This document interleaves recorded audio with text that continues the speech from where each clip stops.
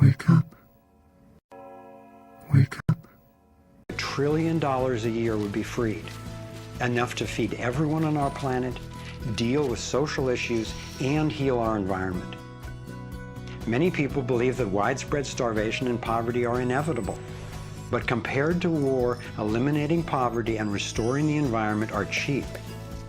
According to Lester Brown's Earth Policy Institute, it would take under $200 billion a year to restore the Earth's environment and meet global social goals. But this stage isn't the end goal of the Liberty perspective. While stage one has a lot of the compassion typically associated with the liberal Democrat agenda, stage two reflects much of the wisdom of the traditional conservative worldview. In stage two, we shrink government's role to protecting individual liberty and stewarding things we share in common, like ecosystems and the airwaves we use to communicate. As the system gains integrity and we move to sound currency, people will have enough money to have more control over everything that affects them. Stage three grows out of the increasing freedom that people gain in stages 1 and 2, as they have more money and more time. There is no involuntary tax and therefore no involuntary governance. There's no monopoly on force. There are rules, but no rulers. Rigorously protecting individual rights turns out to be key for honoring our interdependence. We can be distinct and unified at the same time. As utopian as this can sound at first, I've been thrilled to see how much practical thinking has been done to deal with tough issues like healthcare, crime, and education. These three stages validate the best of both the liberal and conservative perspectives that have divided us for so long, and then reconcile them at a new level, around non-violation, a core ethic we all share. Stage three honors human incentive and finally includes the rights of not just many, not just most, but everyone. The Torus provides a template for a society based on integrity and wholeness. It conserves what's working.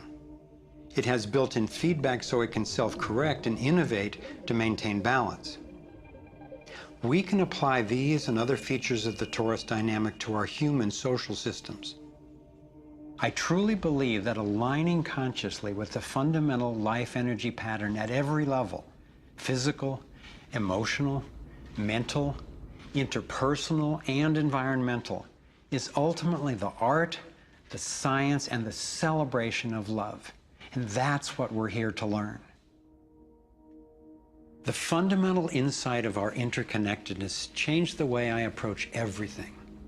In my own life, I found a practical expression of this philosophy in the modern, nonviolent martial art of Aikido. It offers powerful guidance on how to respond effectively and non-aggressively to the global domination agenda.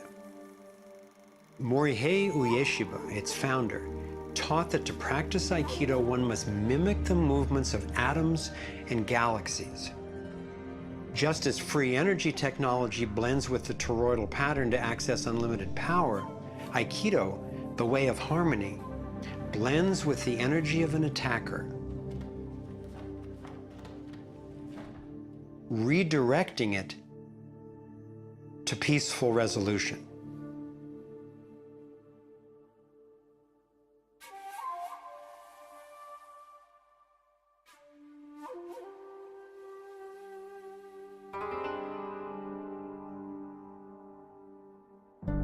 Gandhi and King applied these principles of non-aggressive power at the economic and social levels.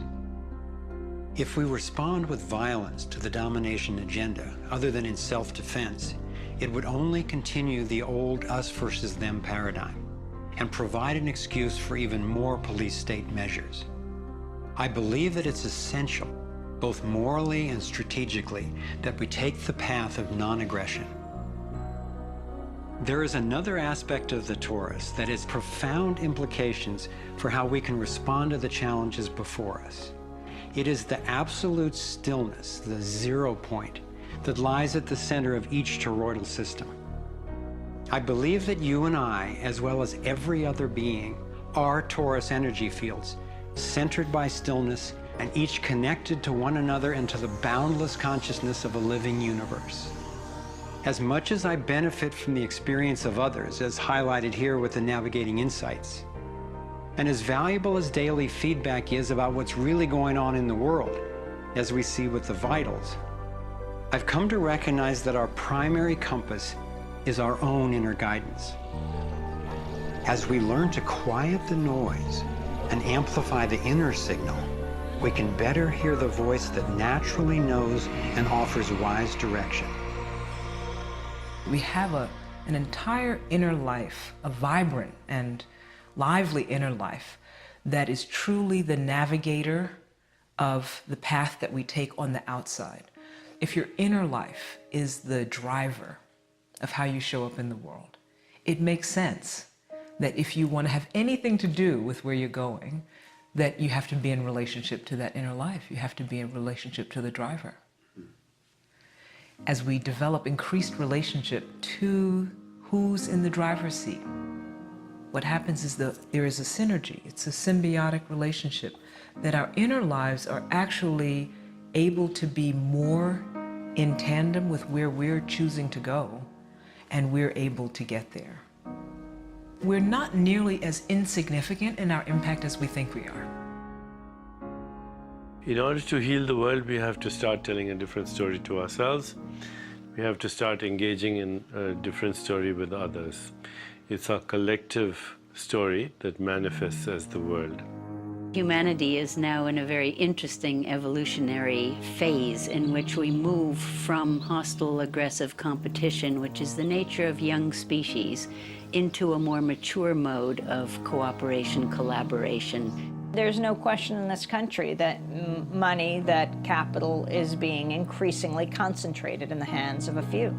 And those who are so powerful are concentrating it further. But there is a force that's more powerful, and that's the power of the people. When we look at the crises now, it is so easy to fall out of love with life. It is so easy to get pessimistic and desperate. But from my perspective, the crisis has matured to the point of being on the threshold of mass awakening, and that feeling inside me gives me the vitality to know that no matter how small what I'm doing looks to me in the face of these huge problems, that the impulse of evolution is not small. And when it's in everybody who's waking up, it's huge. And as more and more of us are waking up, linking up, and daring to speak up, the scheme for global domination is being exposed. And we're discovering solutions that can create the world we yearn for and deserve. Again and again throughout history, when people have recognized tyranny rearing its cruel head, they've come together and stood up for liberty. I am confident humankind will look back on this period and be proud that when we saw, we acted. Thank you for coming on this journey with us. I'm convinced we have what it takes to thrive. Let's make it happen.